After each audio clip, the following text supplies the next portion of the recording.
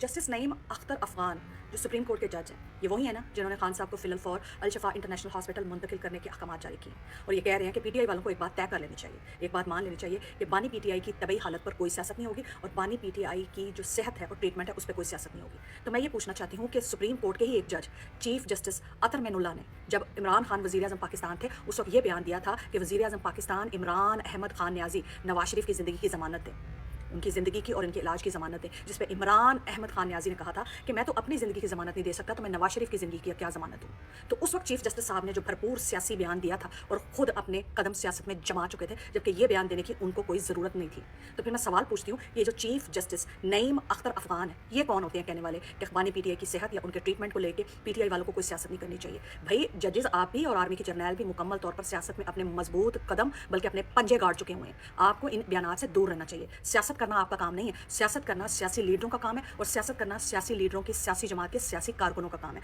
आप कौन होते हैं कहने वाले कि आपने इस पर सियासत नहीं करनी है, इस पर बात नहीं करनी। तो फिर उस वक्त वो जो जस्टिस अतर मेनुल्लाह थे, आप पता नहीं कहाँ मर गए, फौत हो गए हैं, उनको ज़रा कबर शबर जो है ना उसकी खुदाई करके उठाएं जगाएं अगर वो मर गए हैं, और अगर वो जिंदा हैं तो उनको ज़रा ज़ोर से झंझोड़े और एक ज़ोरदार झटका दे के मारें। उस वक्त उन्होंने ये जो बयान दिया था इमरान खान के लिए कि वज़ीर आज़म पाकिस्तान इमरान खान नवाज शरीफ की ज़िंदगी की ज़मानत दें और उनके इलाज की ज़मानत दें, वो किस खाते में दिया था। और जब बानी पीटीआई इमरान अहमद खान न्याजी की आज हालत इस हद तक ख़राब हो चुकी है, इस हद तक ख़राब हो चुकी है कि ख़राब करने वाले भी अब डर गए हैं कि ख़राब कर दी है, और इतनी ज़्यादा ख़राब कर दी है कि उसका सबूत ये देख लें आप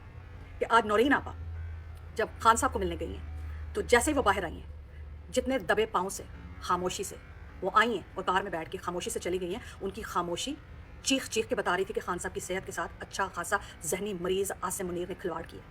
उनके दबे पाँव इस बात की पूरी ज़मानत दे रहे थे कि खान साहब की हालत बहुत ज़्यादा ख़राब की है इस जहनी मरीज़ आसिम मुनीर और इसकी माशूका जनरल रानी इच्छाधारी नागन मरियम नवाज़ ने। उनकी खामोशी, उनकी बेबसी और उनकी झुकी आंखें इस बात का सबूत थी कि उनके भाई की सेहत के हालात अच्छे नहीं हैं। उसको कैद तन्हाई में रख के इस कदर टॉर्चर किया गया, इतना तशद्दुद का निशाना बनाया गया, इतनी जुल्म फिस्तायत के और जबर के पहाड़ उस पर तोड़े गए हैं कि वो शेर जैसा जवान, बब्बर शेर, पाकिस्तान की जान, शान, आन और यूथ की पहचान इमरान अहमद खान न्याजी किस कदर लागर, कमज़ोर, बेबस और बीमार नज़र आ रहा होगा। हमें तो खुशी है कि आज बहन ने अपने भाई को देख लिया, भाई ने अपनी बहन को देख लिया। उन दोनों की आंखों में मुलाकात के आंसू तो होंगे, लेकिन इस खस्सी पाकिस्तान की कौम,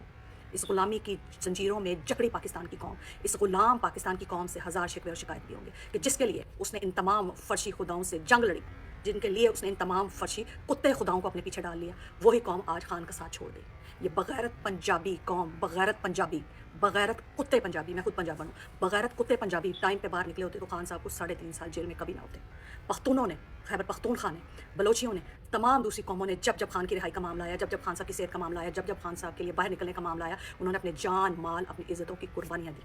मगर ये बगैरत कुत्ती नस्ल के हरामी पंजाबी कभी बाहर नहीं निकले। शदीद नफरत है मुझे, मैं खुद भी पंजाबन हूँ। इन्होंने खान के साथ जो धोखा किया ना, खान के साथ जो इन्होंने दो हाथ किए, खान ने इन्हीं के लिए इन ज़मीनी फर्शी कुत्ते बावले खुदाओं को जो अपने खिलाफ किया है, इस कौम के लिए किया, और ये कौम ही उनके लिए खड़ी ना हो सकी और उनका सहारा और उनका कंधा बनने की बजाय पीछे हट गई। और खान साहब आज बेबसी की हालत में जुल्म और सितम, जबर, फिस्तायत और क्या कहते हैं टॉर्चर को बर्दाश्त करते हुए इस हद तक बीमार हो चुके हैं कि बीमार करने वाले भी दिल में अब डर बैठे हैं कि इतना इसको नुकसान पहुंचा दिया, इसको खुदा न खास्ता कल को कुछ हो गया तो ये हमारे ज़िम्मे ना पड़ जाए। तब उन्होंने थोड़ी सी ढील और नरमी दिखाई, और वो भी इस शर्त पे कि खान की बहनें बाहर आके एक लफ्ज़ नहीं बोलेंगे उसकी सेहत के बारे में, उसकी हालत के बारे में, उसके इलाज के बारे में, और वो अपनी कौम से क्या कहना चाहता है, क्या कहना चाहता था, या उसकी क्या एक्सपेक्टेशंस थी, क्या होप्स थी,